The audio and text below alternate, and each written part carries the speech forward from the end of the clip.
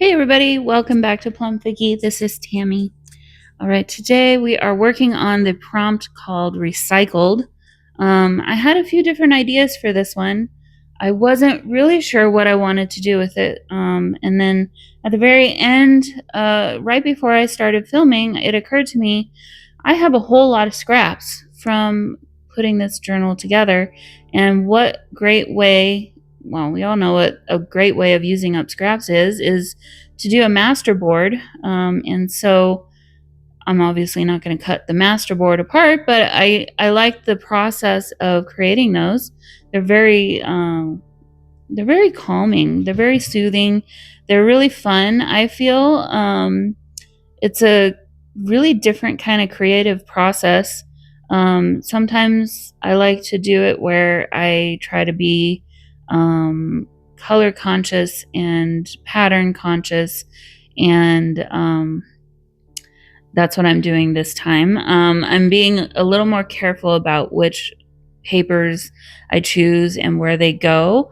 But then, really, actually, more enjoyable for me is when I don't do that and I just kind of pull up anything and stick it down. And really, it's more about shapes and filling in the holes with the shapes and less about the colors and the patterns and the designs of the paper.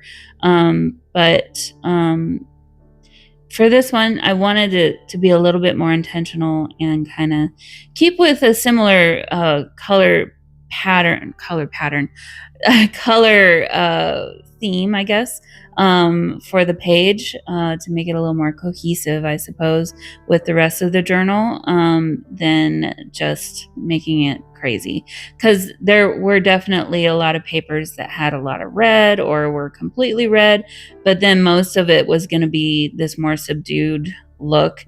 And I didn't really want the random pops of red, even that black one. I didn't put that one in. I just didn't feel like it kind of worked with the space that I had. So yeah, I was a little more intentional, I suppose, in doing this one, but it's so satisfying to use up all these little scraps. Like even this one, it was such a small little scrap, but even in that one small scrap, there's still so much storytelling going on. And I think it really adds a lot to the page. So I've made entire journals in this kind of manner. And then, you go back and you do your collaging over the top of it. It's like a collage on top of a collage, which is so cool to me. And I know I'm not the only one that does this. Meg Journals is an inspiration of mine who does this really amazingly. I'm so inspired by her and the way she can take her scratch pieces of paper, the tiniest little scratch papers, teeny tiny little papers. Like, and yes, I have those too, but I. I guess I have learned that I need to start throwing some of this stuff away. I can't keep everything because no matter what, every project, and even doing these, you're creating even more scraps. So at some point, it's like, okay, you got to kind of get rid of some of this stuff. But like this one, I should have probably thrown that away, but guess what? It turned out to be the perfect thing for that spot right there. And it's now a visual element on the page that I'm so glad that it's there. It's this weirdly shaped little piece of paper that is perfect for that spot. So really enjoyable page. I will let you watch me kind of finish this up, and then I'll come back when I start adding more.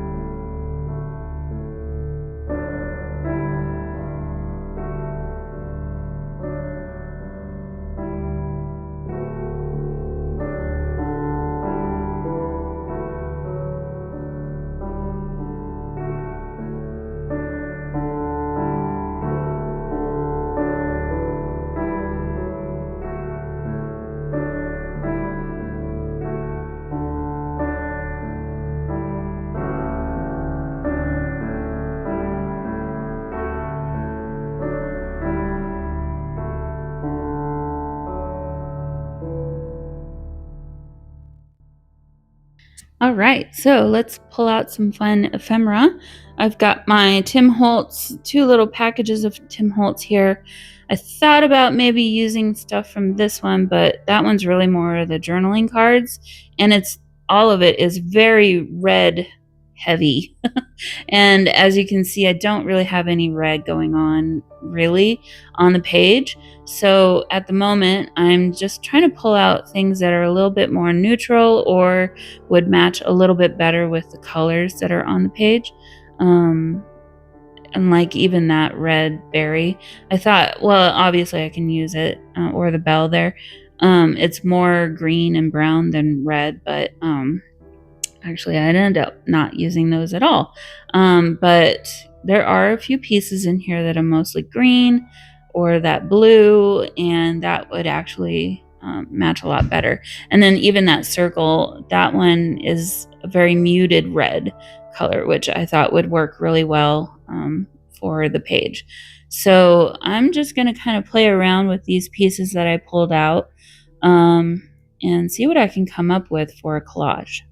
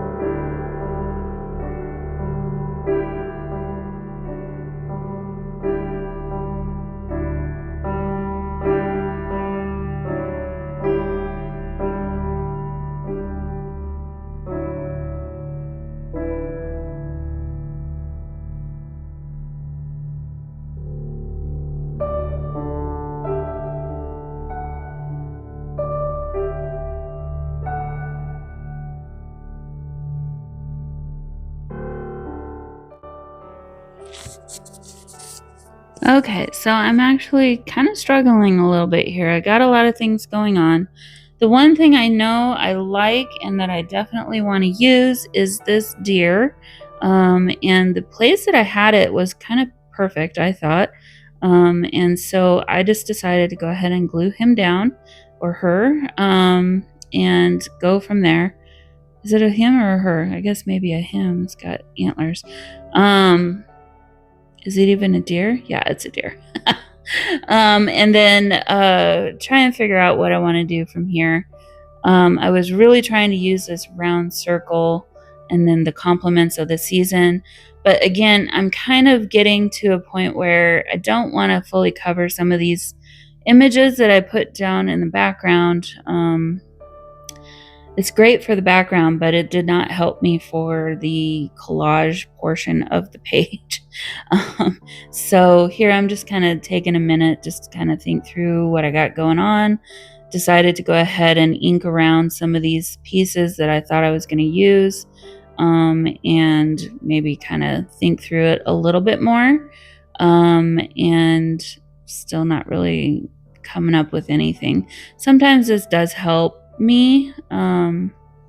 What really helps though, if you're in this spot and you can get up and walk away, and then even for 5 minutes, it really makes a difference. When you come back, you have a fresh set of eyes, and all of a sudden things kind of happen. In my case, I remembered I had this other set of ephemera, and guess what? It's all like the perfect colors for this background that I had done. So the problem though is most of them are kind of large for the page, and I didn't really want to cover literally everything that I had just done for the background. So at the moment, I'm just going through trying to find things that would work and look cool.